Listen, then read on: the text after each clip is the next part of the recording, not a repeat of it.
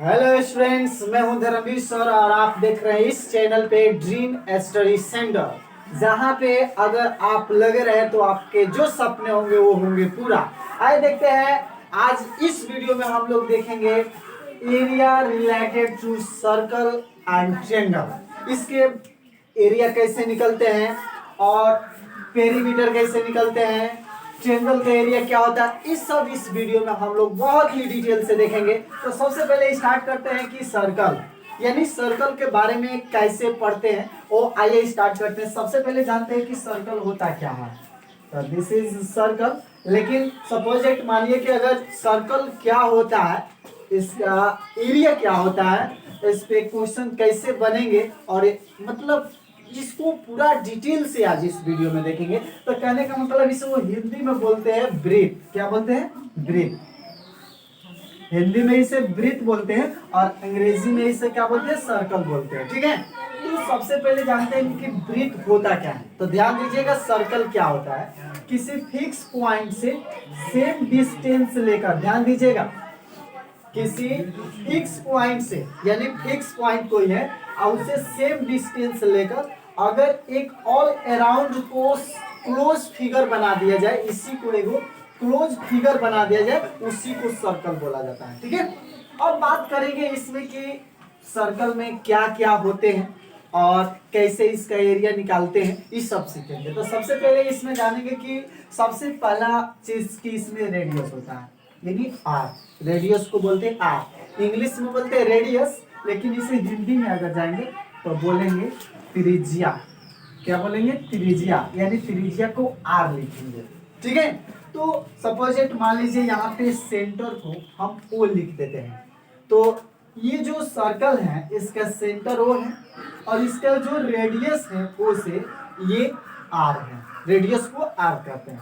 और इसी रेडियस को इस सेंटर से दोनों साइड अगर ज्वाइन कर दिया जाए तो फिर एक आर हो गया। अगर अब इसमें एक आता है व्यास, इसे बोलते हैं डायमीटर, यानी ये व्यास, व्यास को बोलते हैं डी। मतलब अगर कहीं डी लिखा हो, समझिएगा ठीक से, अगर कहीं पे डी लिखा हो, अगर सर्कल के बात हो रहा हो और डी लिखा हो तो समझिएगा कि वो व्यास है। व्यास वो नहीं जो गाना गाते हैं, ये व्यास मतलब कि डायमीटर। और ये आर जो होता है रेडियस होता है, यानी त्रिज्या। त्रिज्या क्या होता है, ध्यान दीजिएगा, अगर जो सर्कल है उसके सेंटर पर, यानी हिंदी में बोलते हैं केंद्र और अंग्रेजी में बोलते हैं सेंटर, इसके सेंटर में से अगर किसी भी मतलब सर्कल के किसी भी परिधि पे मिला दिया जाए, मतलब किसी भी पॉइंट पे, तो इसको डिस्टेंस जो बीच का होता है वो रेडियस होता है। अब समझिए कि मान लीजिए कि रेडियस ये एक हो गया, इस साइड भी मिला दिए तो रेडियस ए भी हो गया, और जिधर भी आप आर लेंगे मतलब इसे ज्वाइन करेंगे, रेडियस सेम होगा। ठीक है, तो अब यहाँ पे हम दो बात बताए, ध्यान दीजिएगा। इस वृत्त में यानी सर्कल में त्रिज्या को आर लिखते हैं। अगर कहीं पे त्रिज्या लिखा हो तो आर लिख देंगे, और आर लिखा हो तो समझेंगे कि वो त्रिज्या है। अब समझिए कि कहीं पे डी लिखा हो, डी, डी का मतलब होता है डायमीटर, डायमीटर का मतलब होता है व्यास। अगर सपोज मान लीजिए सर्कल का बात हो रहा है, तो सर्कल के बात अगर हो रहा है और उसमें अगर डी लिखा हो तो आपका समझेंगे दिमाग में ये कि यो व्यास है। तो आप कोई कहेंगे कि व्यास और त्रिज्या में क्या संबंध होता है, यानी relation between diameter and radius. तो इस दोनों के बीच जो रिलेशन होता है तो D इक्वल टू 2R होता है। ठीक से देखिएगा कैसे होता है, ये हम आपको समझाते हैं। देखिए कैसे, ये जो D है, D बोलते हैं यहां से यहां के डिस्टेंस को, समझिए D का मतलब होता है यहां से यहां का डिस्टेंस। तो ये बताइए एक आर और एक आर, दोनों आर को जब ज्वाइन कर देंगे तो ये D के इक्वल हो जाएगा। जैसे कि समझिए यहाँ पर एक आर है और फिर यहाँ पे एक आर है, दोनों को जोड़ेंगे तो 2R हो जाएगा। और ये 2R जो है यहाँ से यहाँ की जो डिस्टेंस होता है उसे बोलते हैं डायमीटर, यानी D इक्वल टू 2R। अब देखिए अब कैसे, मतलब कि सपोज इसका एरिया क्या होता है। इसे एरिया समझने के लिए सबसे पहले हम इस पे बात करेंगे कि रेडियस और डायमीटर जो होता है आपको अच्छे तरह से समझ में आ जाए। फिर से एक बार रिपीट करेंगे हम, यानी आर जो होता है एक वृत्त हो गया, ठीक है, और ये सर्कल के जो परिधि पे मिला देंगे, यानी केंद्र से परिधि पर मिला देंगे, तो ये आर हो जाएगा। ठीक है, तो सपोज मान लीजिए कि आर हो गया, तो फिर इसे अगर इस साइड में मिला देंगे तो ये भी आर का काम करेगा। अगर दोनों को ऐड कर देंगे तो ये डायमीटर का काम करेगा। अब कोई पूछा जाए कि वृत्त का क्षेत्रफल, एरिया ऑफ सर्कल, वृत्त का क्षेत्रफल यानी area of circle, area of circle क्या होता है, ध्यान दीजिएगा। एरिया ऑफ सर्कल, इसका एरिया होता है पाई आर स्क्वायर। आप कहेंगे सर इस सर्कल का पाई आर स्क्वायर होता है, ये पाई कहां से टपक गया? तो ध्यान दीजिएगा, ये जो पाई है ये एक अपरिमेय संख्या है, इरेशनल नंबर है, जिसका वैल्यू होता है, ध्यान दीजिएगा, पाई का वैल्यू होता है 22/7 यानी 22/7। इसका पाई का एक और वैल्यू होता है पाई इक्वल टू 3.14, और भी होते हैं, लेकिन जब क्वेश्चन बनाया जाता है तो इसका यूज होता है 3.14 तक। अगर आप चाहे तो इसके और वैल्यू निकाल सकते हैं, इसमें डिवाइड कर दीजिए, वैल्यू निकलते जाएगा। तो ये कहाँ यूज होते हैं इसको बाद में हम बताएंगे। सबसे पहले जानते हैं कि वृत्त का ये जो क्षेत्रफल है, एरिया जो है वृत्त का क्षेत्रफल, इसका होता क्या है, pi r square, pi r square होता है। अब इस पर देखेंगे एक क्वेश्चन कैसे बनाएंगे, कैसे मतलब गिवन रहेगा, इस सब देखेंगे।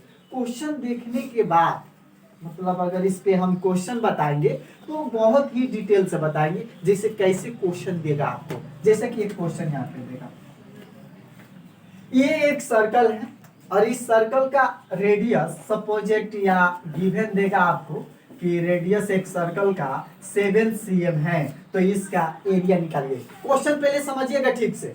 कोई सर्कल है, आपको एक क्वेश्चन देगा, मान लीजिए हम क्वेश्चन एक लिखा है, एक वृत्त का त्रिज्या 7 सेंटीमीटर है तो इसका क्षेत्रफल होगा, यानी find the area of circle given that radius r equal to 7 cm। अगर किसी सर्कल का रेडियस 7 cm है तो उसका क्षेत्रफल कैसे निकालेंगे, तो पाई आर स्क्वायर से निकालेंगे। तो आपको क्या देगा, तो r इक्वल टू 7 देगा। तो जब r क्या होता है, तो r बता दिए कि त्रिज्या होता है। ठीक है, तो अब इसका क्षेत्रफल कैसे निकालते हैं, देखिए हमको जैसे जो दिया है यहाँ पर लिख देंगे, लिखेंगे दिया हुआ है, यानी गिवन डेट, क्या लिखेंगे, दिया हुआ है या गिवन डेट लिखेंगे। ठीक है, गिवन डेट में लिखेंगे r इक्वल टू 7 cm, क्योंकि r 7 है। ठीक है, अब लिखेंगे वृत्त का क्षेत्रफल, एरिया ऑफ सर्कल, लिखेंगे area of circle, area of circle होता है पाई आर स्क्वायर। अब ध्यान दीजिएगा, अभी बताएं कि जो पाई का वैल्यू होता है 22/7 लिखिए या पाई इक्वल टू 3.14 लिखिए। अगर दोनों पे क्वेश्चन आप बनाएंगे गलत नहीं होंगे। तो आइए स्टार्ट करते हैं हम, मतलब इस क्वेश्चन मतलब 22/7 पे हम क्वेश्चन को सॉल्व करते हैं। तो पाई का वैल्यू हो जाएगा 22/7 और आर स्क्वायर, यानी ध्यान से देखिएगा ये आर का वैल्यू 7 है, आर स्क्वायर का मतलब होता है आर इंटू आर। ध्यान दीजिए, हम पढ़ाएं आप लोगों को कि 2 का स्क्वायर अगर होगा तो इसे 2 इंटू 2 लिख सकते हैं। तो इसी तरह अगर आर का स्क्वायर हो, आर इक्वल टू 7 है, तो इसे 7 इंटू 7 लिख सकते हैं। तो 7 से 7 कट के जाएगा, कैंसिल हो जाएगा। अब इसमें मल्टीप्लाई करेंगे तो 7 टू द 14 तो 1, 7 टू द 14 इतना cm स्क्वायर, ये रहा आंसर। तो आप अगर देख रहे होंगे आपको समझ में आया होगा कि कैसे मतलब इसको सॉल्व करते हैं। जैसे कि एक और एग्जांपल हम दे दें, सपोज इट मान लीजिए कि r इक्वल टू यहाँ पे 14 cm हो गया, 14 cm। अगर हम कहें कि एक वृत्त की त्रिज्या 14 cm है, यानी 14 cm है, तो इसका क्षेत्रफल निकालिए। तो कुछ नहीं करना है, जहां ये r देख रहा है, ये जो 7 है यहाँ पे 14 कर देंगे। अगर जो यहाँ पे रहेगा उसको यहाँ पे चेंज कर दे, लेकिन क्वेश्चन कैसे चेंज कर देगा और क्या इसमें चेंजिंग हो सकता है। यहाँ पे आपको रेडियस न देकर यहाँ पर दे देगा d इक्वल टू 14 cm, यानी कह देगा कि किसी वृत्त का, ये किसी सर्कल का डायमीटर 14 cm है, तो इसका क्षेत्रफल यानी एरिया निकालिए।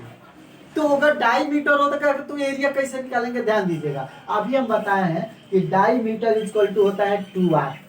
अब बताइए ध्यान से देखिए, ये r इक्वल टू अगर हम लिखें, r इक्वल टू अगर लिखें हम, तो ये 2 जो मल्टीप्लाई में है अगर इस साइड आएगा तो डिवाइड में चला जाएगा। तो ध्यान दीजिए कि यहाँ पे हो जाएगा देयरफॉर, इसलिए r इक्वल टू d/2। देखिए कैसे होगा, दिमाग लगाइए। ये 2 जो है मल्टीप्लाई में, आप जानते हैं कि जो मल्टीप्लाई में होता है इक्वल टू के इस साइड आता है तो डिवाइड में चला जाता है। तो r इक्वल टू हो जाएगा d/2। d/2 हो गया। जैसे कि सपोज मानिए यहाँ पर लिखा हो जैसा कि 2x इक्वल टू 4, तो आप क्या करते हैं x इक्वल टू 4/2 कर देते हैं, कि नहीं। तो इसी तरह यहाँ पे 2 है तो r इक्वल टू हो जाएगा d/2। तो ध्यान दीजिएगा अगर r का वैल्यू निकाले तो d/2 लगाएंगे तो d का वैल्यू है 14 और नीचे 2 तो ये 7 cm हो जाएगा। तो r निकल जाएगा। r इसलिए निकाले हैं क्योंकि इसका एरिया निकालने के लिए जरूरत है। लेकिन आप कहेंगे सर डायरेक्ट बताइए, अगर सपोज हम कन्वर्ट ना करें ऐसे ही एरिया निकाल दें, तो देखिए अगर कन्वर्ट नहीं करना चाहते हैं, अगर उसी तरह एरिया निकालना चाहेंगे तो कैसे निकालेंगे। जैसे कि मान लीजिए यहाँ पे πr² है, πr², इसका और भी मतलब तरीके से लिखा जा सकता है। कैसे बताते हैं, देखिए d इक्वल टू होता है 2r। ध्यान दीजिए d इक्वल टू क्या होता है 2r, और यहाँ पे है पाई। तो अगर हम पाई यहाँ पे लिख दें, सपोज मान लीजिए पाई लिख दें, और यहाँ पे अगर हम d के स्क्वायर कर दे और नीचे 4 कर दे, ये भी वृत्त का क्षेत्रफल होता है। आप कहिएगा सर ये कैसे हुआ, तो आइए बताते हैं कि ये कैसे हुआ, सिखाते हैं आपको कि कैसे ये लिख सकते हैं। देखिए ध्यान देखिएगा d इक्वल टू 2r लिखे है ना, तो ये बताइए d का स्क्वायर करेंगे तो इसका भी स्क्वायर करेंगे ना, d का स्क्वायर मतलब इसका स्क्वायर, तो 2 2 जब 4 हो जाएगा और ये r² हो जाएगा। अब ध्यान दीजिएगा यहाँ पे है πr², यही मुझे वृत्त का क्षेत्रफल। तो ध्यान दीजिएगा d² का मतलब हो गया 4r², और नीचे यहाँ पे 4 है तो अगर 4 लिख दे और यहाँ पे पाई है तो पाई लिख दे। तो ये बताइए 4 से 4 कैंसिल होगा तो πr² बचेगा कि नहीं। तो अगर आप इस तरह लिखिए या इस तरह लिखिए, दोनों गलत नहीं हो सकता। तो हम दोनों तरह से क्वेश्चन बताएंगे और देखेंगे आंसर दोनों सेम आएगा। जैसा कि सपोज मानिए r इक्वल टू 7 cm रखें, r इक्वल टू 7 cm, और ध्यान दीजिएगा r इक्वल टू 7 cm रखेंगे तो इसका एरिया आया 154 cm²। तो अब हम सीखेंगे कि अगर इस फॉर्मूले पे वैल्यू रखते हैं तो आंसर कितना आता है, और इस फॉर्मूले पे आंसर रखते हैं मतलब वैल्यू रखते हैं तो किस तरह आंसर आता है, इसके मतलब इसी वीडियो में हम लोग देखेंगे। तब तक आप नोट कीजिए। ओके।